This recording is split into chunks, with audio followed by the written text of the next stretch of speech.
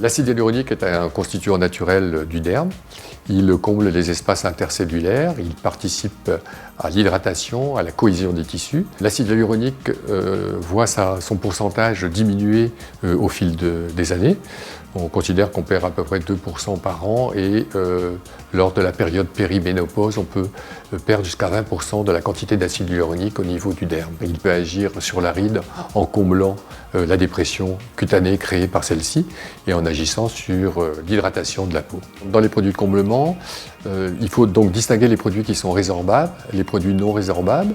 Les produits résorbables ont une durée de vie de 12-18 mois et on sait que spontanément ils vont disparaître au niveau de l'organisme. Les autres produits qui existent sont des cristaux d'hydroxyapatite et l'acide polylactique. Chacun de ces produits a un intérêt particulier et c'est le médecin qui choisira en fonction de la patiente, de son vieillissement cutané, du problème à traiter, du produit qu'il va utiliser. Donc les effets sont immédiats. Immédiatement à la fin de l'injection, on voit l'amélioration se dessiner, la ride se combler. La durabilité est de 12 à 18 mois. Et l'amélioration du fait du caractère hydrophile de l'acide hyaluronique va se bonifier dans les jours qui vont suivre. Les avantages de l'acide hyaluronique, c'est sa facilité d'injection, sa très bonne tolérance. Il est utilisé depuis de nombreuses années, puisqu'il s'est développé depuis les années 2000, donc on a un recul très important.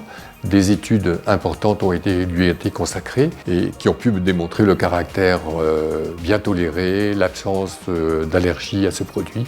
Et c'est vraiment un produit de très grande sécurité. Vous êtes bien installé, hein? Donc voyons un petit peu votre visage. Donc vous savez, donc, le visage en vieillissant, c'est surtout la partie médiane du visage qui vieillit. Ce vieillissement se caractérise par une diminution des volumes et puis un déplacement des graisses sous l'effet de la pesanteur vers le bas, ce qui donne une perte de l'ovale du visage, l'apparition des bajous et le développement des sillons nasogéniens, des rides d'amertume.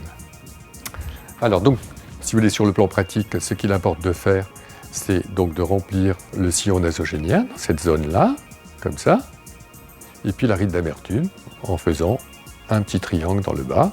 Nous allons donc faire une petite perforation avec une aiguille et la canule va remonter jusqu'à l'origine de la ride et nous allons injecter de façon rétrograde l'acide hyaluronique. Voilà, donc l'acide hyaluronique se présente sous la forme d'ampoule, de cette forme-là.